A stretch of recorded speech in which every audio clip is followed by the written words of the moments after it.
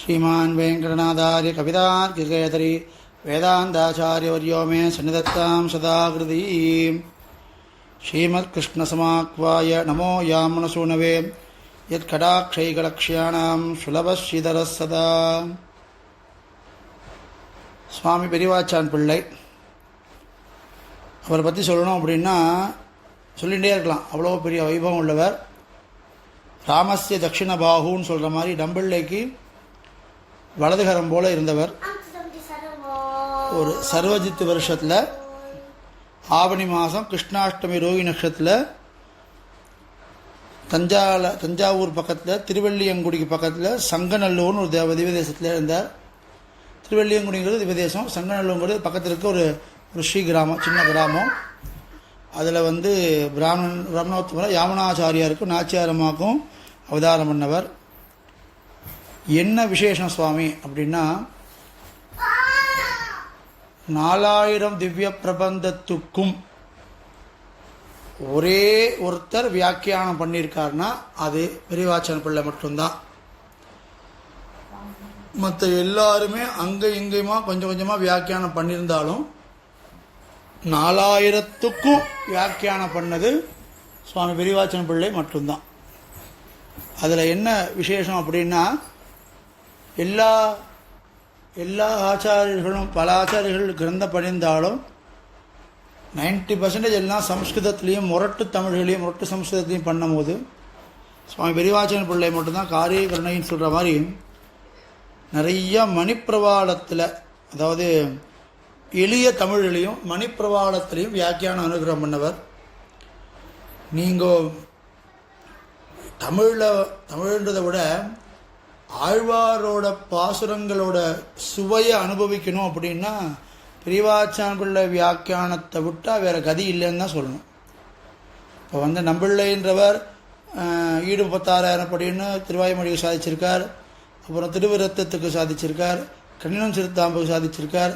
அப்புறம் 4 திருவந்தாதிகளுக்கும் சாதிச்சிருக்காருன்னு இருக்குது. ஆனால் 4000 பாசுரத்துலேயும் நாச்சியார் திருமொழி இருக்குது, திருப்பாவை இருக்குது, அப்படின்லாம் இருக்கு. எல்லாத்தோட வியாக்கியானம் அனுகிரகம் பண்ண ஒரே வியாக்கியான சக்கரவர்த்தின்னு பேர் பெரியவாச்சான் பிள்ளைக்கு. ரொம்ப ரசமான அனுபவங்களை சொல்லக்கூடியவர். நீங்கள் பெரியவாச்சான் பிள்ளையோட வியாக்கியானத்தை வாசித்தாலே புரியும். அது அப்படியே என்னமோ ஒரு ஒரு ஒரு ஒரு ஃப்ளோ கதை சொல்கிற மாதிரி சொல்லிட்டு போவார். ஒரு கஷ்டமான ஒரு பாசுரத்துக்கு கூட அவரோட வியாக்கியானத்தை எடுத்து வாசிக்க ஆரம்பிச்சதுனாலே அப்படியே ஒரு கோர்வையாக போவார். சில இடங்கள் ரொம்ப ரசிகரமாக ரொம்ப அனுபவமான விஷயங்கள் நிறைய சாதிச்சிருப்பார். இது மட்டும் இல்லாமல் இன்னும் என்னென்ன சுவாமி சாதிச்சிருக்காருன்னா, கத்தியத்திரயம்னு இப்போ நம்ம காலாட்சேபம் பண்ணிட்டு இருக்கோமே, கத்தியத்திரயத்துக்கும் சுவாமி பெரியவாச்சான் பிள்ளை வியாக்கியானம் பண்ணியிருக்கார். நிறைய பூர்வாச்சாரியர்களோட ஸ்தோத்திர கிரந்தத்துக்கு சுவாமி பெரியவாச்சான் பிள்ளை வியாக்கியானம் பண்ணியிருக்கார். ஸ்தோத்திரத்னம், சதுஸ்லோகி, கத்தியத்திரயம், அதே மாதிரி இது மாதிரி விஷயங்களுக்கெல்லாம் அவர் நிறையா தேனை விட இனிமையான வியாக்கியானம் பண்ணவர். அந்த வியாக்கியானத்தை அனுபவிச்சாதான் அது ஒரு ரசம் புரியும். இப்போ 3ஆம் திருவந்தாதி காலக்ஷேபம் போயின்னு இருக்கே, அதில் நீங்கள் பார்த்தீங்கன்னா மெயினாக எடுத்துட்டு இருக்கிறது பெரியவாச்சான் பிள்ளை வியாக்கியானம் தான். ரசிகரமான சில விஷயங்கள்லாம் சொல்வார். அதே மாதிரி நம்ம வைஷ்ணவ சம்பிரதாயத்துக்கு ரொம்ப வசத்தியான கிரந்தங்களில் வசத்தியான கிரந்தங்கள் ஸ்ரீராமாயணம், மகாபாரதம். இது ரெண்டுலேயுமே தனிஸ்லோக வியாக்கியானம் ஒன்று பண்ணியிருக்கார். அப்படின்னா ராமாயணத்தில் இருக்கிற முக்கியமான மொத்தம் 24,000 ஸ்லோகம் இருக்குது ராமாயணம், ஸ்ரீமத் ராமாயணத்தில். அதில் முக்கியமான ஸ்லோகங்கள், ரொம்ப ஆழமான கருத்தும் சம்பிரதாய அர்த்தங்கள் உள்ள ஸ்லோகங்களை, அதே மாதிரி ரசமான அனுபவம் உள்ள ஸ்லோகங்களை மாத்திரம் தனியாக எடுத்து அதுக்கு பூர்த்தியாக ஒரு வியாக்கியானம் பண்ணியிருக்கார். எப்படின்னா ஒரே ஒரு சொல்லுக்கு 25 அர்த்தம் சாதிச்சிருக்கார். அதாவது மே ராமஹா ராஜீவலோச்சனஹா நான் யுத்த ஜோகதியாமாஸ், மே ராமஹா ராஜீவலோச்சனஹா அப்படின்னு ஒரு வார்த்தைக்கு ராமாயணத்தை தசரதன் வாக்கியமாக இருக்கிற வார்த்தை 25 அர்த்தம் பண்ணியிருக்கார் சுவாமி பெரியவாச்சான் பிள்ளை. ஸோ அந்த மாதிரி பெரியவாச்சான் பிள்ளையோட வியாக்கியானமே அவ்வளோ ரசமாக இருக்கும். அதே மாதிரி பாரதத்துக்கும் நிறையா தனி ஸ்லோகத்தை எடுத்து பாரதாதி தனி ஸ்லோக வியாக்கியானம் பண்ணியிருக்கார். அதே மாதிரி ஒவ்வொரு திவ்ய பிரபந்தத்துக்கு வியாக்கியானம் எழுதும் போதும் நிறைய ராமாயணத்துலேருந்தும் மகாபாரதத்துலேருந்தும் வேதத்துலேருந்தும் உபனிஷத்துலேருந்து கோட்ஸ் எழுதி அதுக்கு அந்த வியாக்கியானத்திலேயே சாதாரணமாக ஸ்ரீமத் ராமாயணத்துக்கு உட்டாரி சுவாமியோடதும் கோவிந்தராஜ சுவாமியோடதும் பெருச வியாக்கியானம் இருக்குது.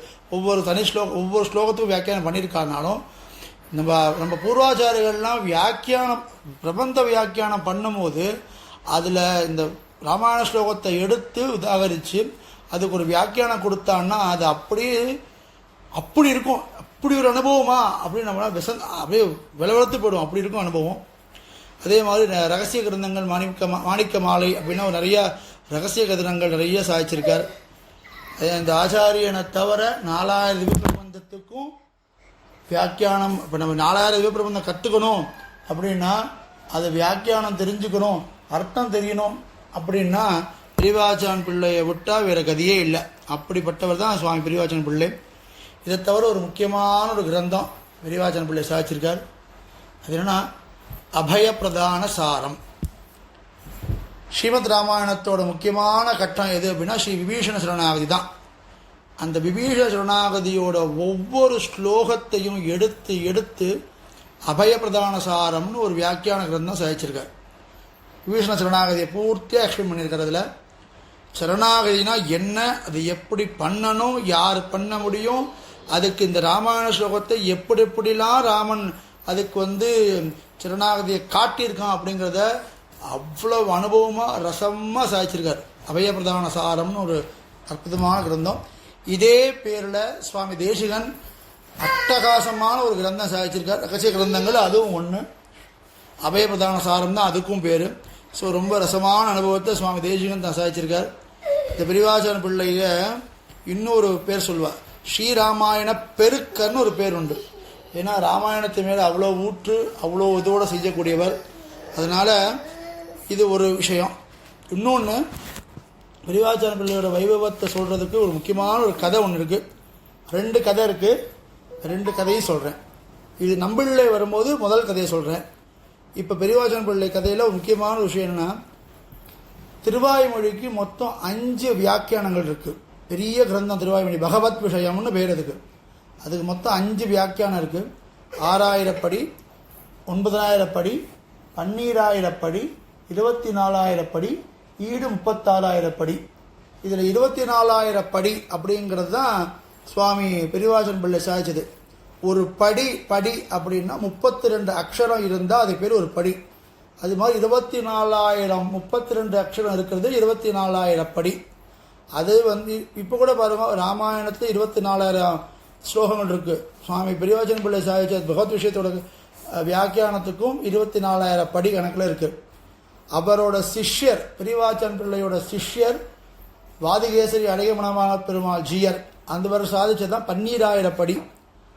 அந்த வாதிகேசரி அழகிய மணவாள ஜீயருங்கிறவர் முதல்ல பெரியவாச்சான் பிள்ளைக்கு மடப்பள்ளி கைங்கனம் பண்ணியிருந்தவர். கிரந்த அக்ஷரம் ஒன்றுமே தெரியாத ஒருத்தர். அவர் மடப்பள்ளி கைங்கனம் பண்ணியிருந்தார் பெரியவாச்சான் பிள்ளைக்கு. அப்போ ஒரு தடவை என்ன பண்ணியிருந்தார்னா, பூர்வாசிரமத்தை பண்ணியிருந்தார்.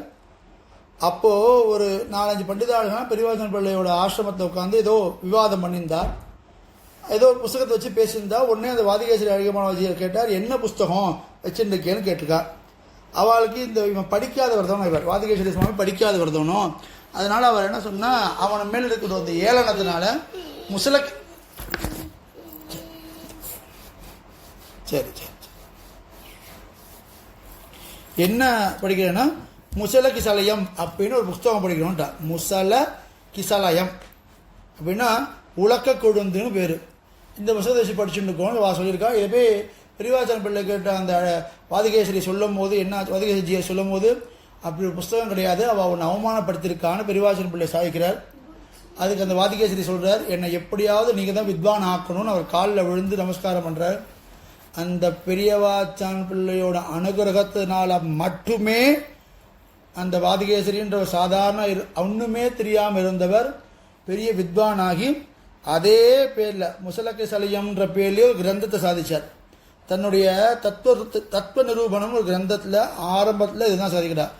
அபயப்பிரதானமனம் அஸ்மத் குருமகம் பஜே எத் கடாட்சானாதயம் ஜந்து ஜந்து அபூர்ண ஜென்மதாம் கதக. நான் ஒரு ஜந்துவாக இருந்தேன். இந்த பெரிவாச்சான பிள்ளைங்க அபயப்பிரதானர்னு அவருக்கு பேர். அபயப்பிரதான ராஜர் அப்படிங்கிறது பெரிவாச்சன் பிள்ளைக்கு இருக்கிற பட்ட பேர். அவரோட அனுகிரகம் இருந்தனால தான் ஒன்றுமே இல்லாத விலங்கு போல ஜந்து போல இருந்தனா கூட இப்படி ஒரு பெரிய விஷயம் வந்து 12,000 பகவத் விஷயத்துக்கு ஒரு வியாக்கியானமே அனுகிரகம் பண்ற அளவுக்கு ஒண்ணுமே படிக்காத ஒருத்தரால் ஆக்க முடியும்னா பெரியவாச்சான் பிள்ளையோட வைபவம் என்ன, அவரோட பிரபாவம் என்னங்கிறத நம்ம எல்லாம் தெரிஞ்சுக்கணும்.